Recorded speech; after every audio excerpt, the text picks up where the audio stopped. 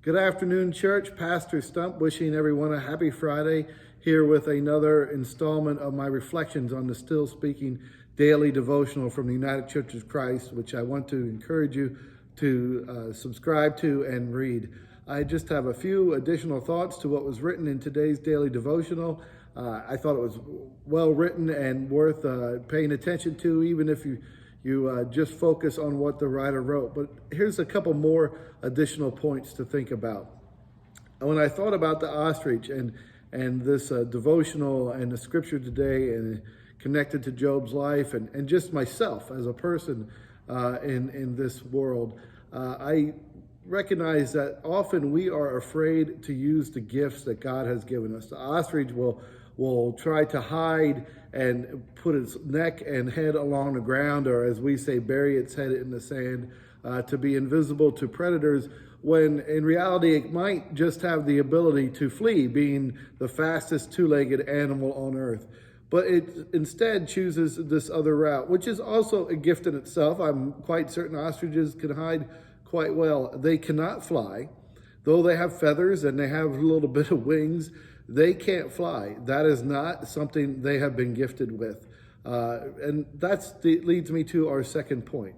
They can run, though, and they can run fast. And they should remember, I would hope all of us to remember the gifts that we have, just like the ostriches have. But my other point in this is, when we think about the ostrich, we know that it has evolved in time. That at one time in historic times, or I would say even probably prehistoric, the ancestors of the ostrich were able to fly, and that evolved over time for a variety of reasons that you can read about through a good quality, legitimate internet search, or some research on that as well. But ostriches evolved. They obviously have wings for a reason. At one point in the history of this earth, they were able to fly, and now they can't.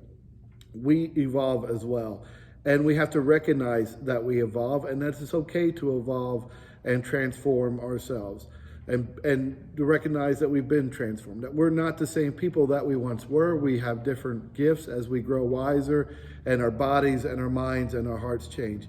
That holds true not just for us as individuals, but also us as congregations and churches throughout the world, and even as a larger Christian church, universal. We change. We evolve in time, and our gifts for God, our gifts that God has given us, and our abilities to use those gifts change in time, and it's only natural sometimes to push against that, but we should recognize that it's just as natural to evolve and to recognize that and to welcome that and use our current strengths. The strengths of this church in 1739 are likely not the same strengths we have today, and also the needs that we need to meet in this world and the way we need to evangelize and speak in this world about our Christian faith and grow as a congregation ourselves are different than what they were in 1739. This, at one time, this area was literally the frontier of the United States, and we're not that anymore, but we are certainly in a wonderful geographic location just the same. I want to lead that to another part I've been thinking about and summarizing it with this. When I thought about really how does this all relate to the story of Job's life, and how does Job relate to my life, or how do I relate to Job and the struggles?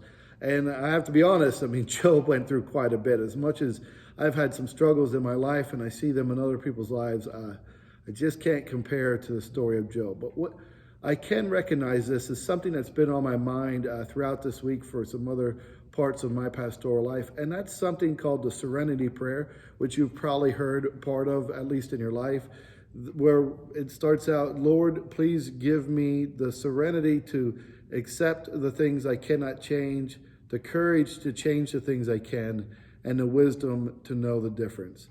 I'm hoping I said that in the right order, and perhaps I didn't, but that's been a very important prayer in my life. It actually is much longer than just those lines if you ever read the whole thing. It's really a powerful prayer. And I see in the ostrich and even in Job and my life those same things. The ostrich, really, in leaving the eggs behind, understands and recognizes in that moment that there are things that they cannot change. They leave the eggs to be warmed by the earth, trusting in some way, in some natural instinct, perhaps as the writer tells us and as Scripture tells us, not even thinking about it. It's just part of their nature to leave that to nature to occur and to God.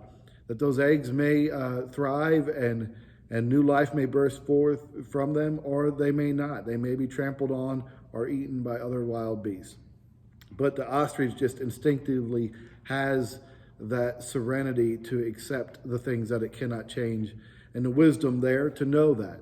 But also the ostrich sometimes needs to think about, and us in our lives, to have that courage to change the things we can. To not hide when we can run away from danger. To not sit still when we can move and save ourselves from something bad, or whatever the case may be. But to take action in this world rather than to sit still and be afraid. Bible tells us over and over again to not fear. So I would encourage you to think not just about the scripture, but go ahead and visit that serenity prayer. If you don't know it already, look it up online and read the whole thing. It's really quite beautiful. Even check out the history of it, if you would. I have always had it hanging in my home. It's one of the few things I hang on the walls of every house I have. So hope you take the time to look at that.